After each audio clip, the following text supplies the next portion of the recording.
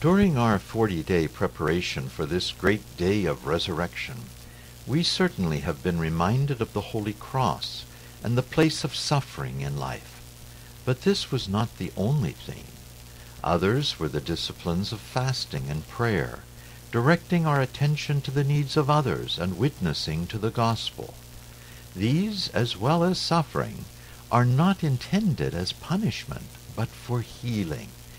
Healing of our person, healing of our relationships with others, healing of our relationship with God.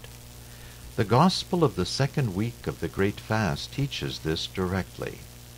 At the beginning of the fast, we recall how God moved Adam and Eve from the Garden of Paradise to the world as we know it. Here they were to work, to struggle, indeed to suffer and to die. One may consider this either punishment or an opportunity for healing.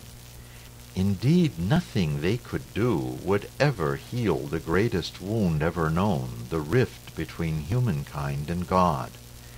God the Son did that by entering so deeply into our being that our being was transformed.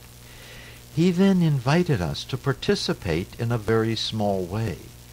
Each of us is now able to return to our true being as Adam and Eve knew it in Eden. The world continues to find itself in need of healing. An example of this is the insurrections in North Africa and the Middle East. One wonders if there is any hope for these countries. Will they be able to heal their society as the United States was able to do after the war between the states? Now one must remember that the primary way for the healing of our country was that of forgiveness, a virtue taught by Christ's words and indeed his life among us that culminated in his resurrection. We may turn to holy matrimony as a model for all relationships, for this is how we understand Christ's relationship to humankind, bridegroom to bride. Male and female, so very different, join to become one, as God and man become one in Jesus Christ.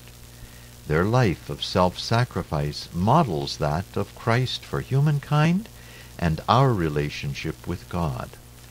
That sacrifice is not just in dying, but in living from conception through dying.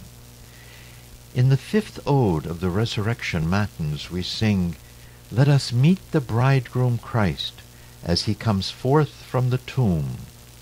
Christ's nuptial relationship with us allows us hope.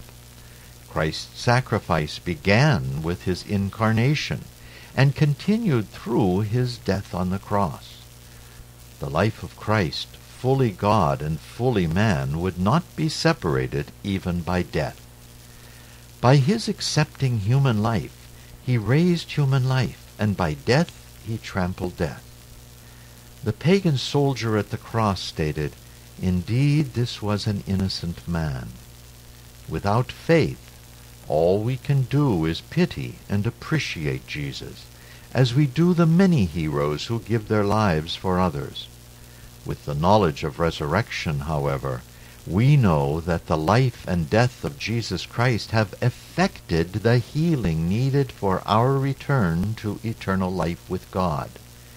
That healing begins with us individuals and extends to the local society and to the world. As we proclaim the resurrection, we proclaim life for each of us and for our world. As we live according to Christ's teaching, we participate in that healing, and we may lead the world to the healing it needs. Let the proclamation be voiced and lived. Christ is risen. Indeed he is risen.